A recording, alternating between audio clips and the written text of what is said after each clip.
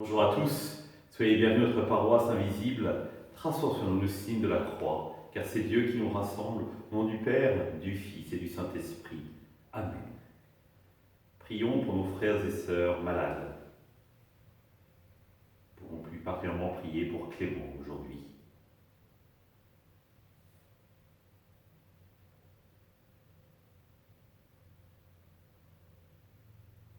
Prions pour les soignants et tous ceux qui œuvrent pour le bien commun.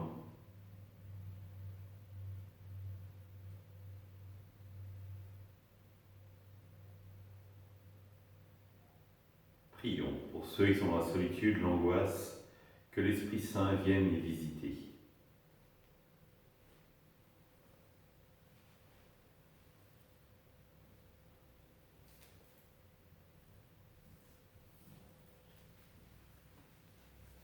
Pour manifester notre communion, je vais maintenant allumer cette bougie au cierge pascal.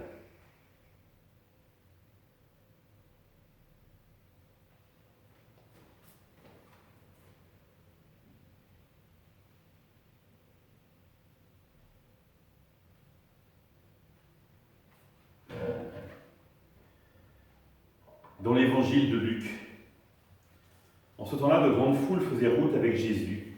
Il se retourna et leur dit : si quelqu'un vient à moi sans me préférer à son père, sa mère, sa femme, ses enfants, ses frères et sœurs, et même à sa propre vie, il ne peut pas être mon disciple.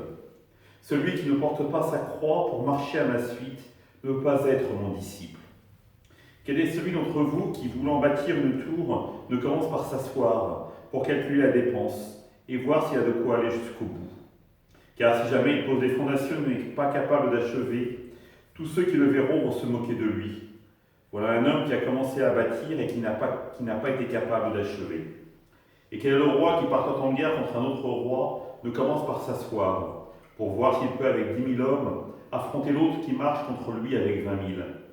S'il ne le peut pas, il envoie, pendant que l'autre est encore loin, une délégation pour demander les conditions de paix. Ainsi donc, celui d'entre vous qui ne renonce pas à tout ce qui lui appartient ne peut pas être mon disciple. Acclamons la parole de Dieu, louange à toi, Seigneur Jésus.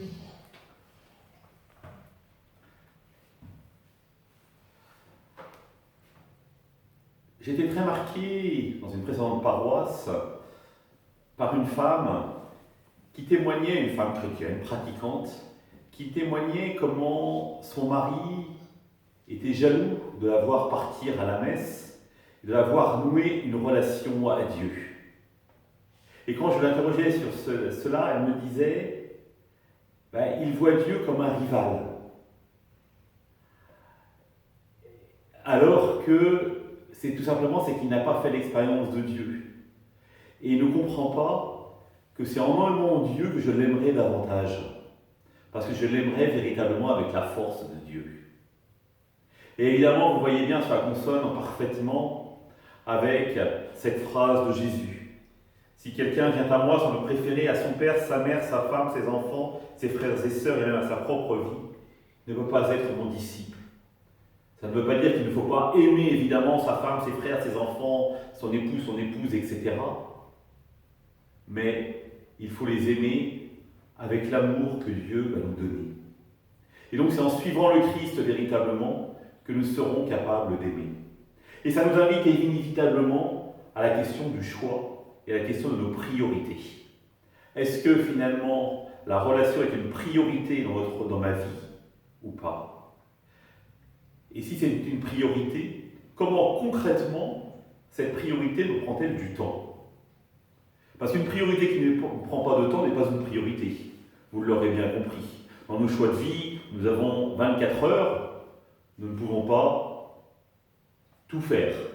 Et donc, est-ce que Dieu, la relation à Dieu, va être une priorité, ou nous allons lui consacrer du temps ou pas ?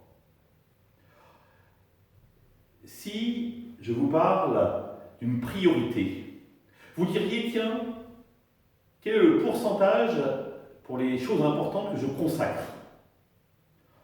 Sur 100, en pourcentage, on pourrait dire peut-être un quart, peut-être pas la moitié, 50%, mais peut-être 25%. Allons, Peut-être que 25%, ça nous paraît ambitieux parce qu'il y a beaucoup trop de choses. On va dire 10%. Moi, ce que je vous propose comme priorité, c'est 1%. Il y a 96 quarts d'heure en 24 heures. C'est-à-dire que si vous prenez un quart d'heure de temps personnel avec Dieu, cela veut dire que vous passerez 1% avec lui. Vous allez me dire, 1%, ce n'est pas une priorité. Oui, mais c'est peut-être un commencement. C'est-à-dire accepter de passer ce quart d'heure avec Dieu, non pas pour que ce soit exclusivement Dieu, uniquement ce moment-là qu'il soit avec Dieu dans la journée, mais ce temps particulier pour Dieu. Comme dans une vie de couple, vous passerez du temps uniquement avec votre époux ou votre épouse. Ou quand votre enfant va vous demander un temps particulier avec lui pour nourrir la relation. Ça ne veut pas dire que durant le reste de la journée, vous ne verrez pas votre enfant, vous ne l'aimerez pas. Mais vous aurez vécu ce temps particulier avec lui et cela va nourrir tout le reste de la relation. Avec Dieu, je crois qu'il en est exactement de même. Accepter de passer 1% de son temps uniquement avec lui pour qu'il puisse après se déployer tout au long de notre journée, que nous puissions continuer à vivre pleinement avec lui et de lui. Alors oui, c'est à nous de voir, si nous nous disons croyants, à nous arrêter pour dire quelle décision je prends pour que véritablement ce mot de croyant que j'exprime se traduise concrètement dans ma vie et devienne une priorité. Autrement, je serai comme ce maître, ce roi qui veut partir en guerre, mais qui ne prend pas le temps de s'arrêter avant pour se dire est-ce que j'en ai les moyens, ou cet architecte qui veut bâtir et qui ne réfléchit pas pour savoir s'il a les moyens. Oui, être croyant est une exigence, mais c'est aussi un chemin de bonheur, parce que ça permet de vivre de la vie de Dieu. Frères et sœurs, réfléchissons-y. 1%, ce n'est rien, et pourtant pour Dieu, c'est tout. Ensemble, nous le prions. Notre Père, qui es aux cieux, que ton nom soit sanctifié, que ton règne vienne, que ta volonté soit faite sur la terre comme au ciel. Donne-nous aujourd'hui notre pain de ce jour. Pardonne-nous nos offenses, comme nous pardonnons aussi à ceux qui nous ont offensés.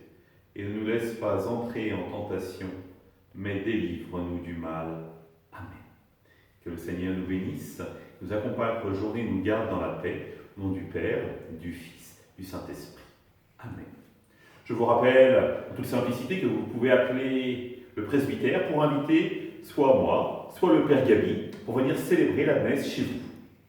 Donc n'hésitez pas à nous appeler. Nous serions très heureux. Une deuxième petite annonce. Le mercredi, dorénavant, il y aura un paroissien qui va témoigner de l'expérience de Dieu au cœur de sa vie. Donc vous allez pouvoir écouter aujourd'hui Yves Billot, qui va nous parler comment Dieu a radicalement changé sa vie. À demain!